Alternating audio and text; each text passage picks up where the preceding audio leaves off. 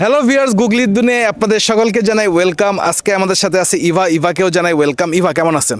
আমি আলহামদুলিল্লাহ ভালো। আপনি কেমন আছেন? জি, আমিও ভালো আছি। ইভা, আমরা তাহলে প্রশ্ন পর্বে চলে যাই। আপনি কি রেডি? তো একদম রেডি।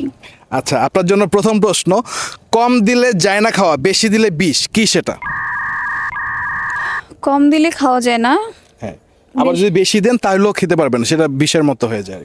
বিষের মতন হয়ে যায়। এখানে বিষ বলতে বোঝানো হয়েছে যে বেশি দিলে খাওয়া যায় না।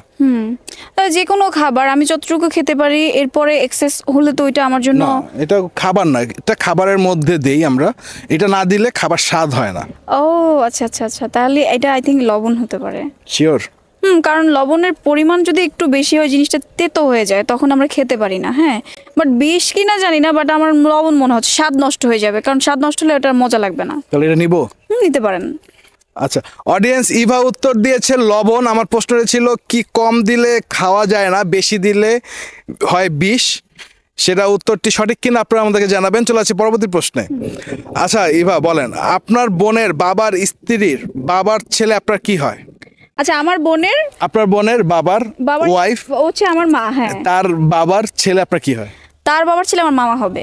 শিওর? একদম ইজি। হ্যাঁ, এইসব প্রশ্নগুলো আমার জন্য খুবই সহজ, কারণ আমি এগুলো ভালো পারি। আমার বোনের বাবা আর স্ত্রী হচ্ছে আমার মা, তা আমার মার হচ্ছে তার বাবার ছেলে হচ্ছে আমার জন্য মামা হবে, একদম মামা হবে। তো নিব এটা? একদম ট্রু। অডিয়েন্স ইভা উত্তর দিয়েছে মামা। আমার প্রশ্ন ছিল আপনার বোনের বাবার স্ত্রীর বাবার ছেলে আপনার কি হয়। উত্তরটি সঠিক কিনা আপনারা আমাদের জানাবেন। চলে আসছি পরবর্তী প্রশ্নে। আচ্ছা ইভা, বলেন আমার নামে সবাই ভয় পায়, আবার আমার জন্য সবাই পরিশ্রম করে, আমি কে? আমার নামে সবাই ভয় পায়। ধরেন যে আমার নাম শুনলে সবাই ভয় পায়, আবার আমার জন্যই সবাই পরিশ্রম করে, এইখানে আমিটা কে? টাকা? না, টাকার কথা শুনলে তো কেউ ভয় পায় না। না, টাকা বড় অ্যামাউন্টের টাকা হলে তো আমরা একটু ভয় না, পাই। কেউ ভয় পায় না, সবাই ঝাঁপায় পড়ে। আচ্ছা, একটু ভাইয়া ক্লু দিয়ে দেন না প্লিজ। এই জিনিসটা ধরেন আমরা সবাই ভয় পাইছি, ছোটবেলায় থেকে শুরু করে বড়বেলা পর্যন্ত আমাদের সবার জীবনে কিছুদিন পরপরই জিনিসটা আসছে, এবং এই জিনিসটা যখন আসে তখন হচ্ছে যে আমাদের ব্যস্ততা অনেক বেড়ে যায়। কি আসলে ব্যস্ততা বাড়ে?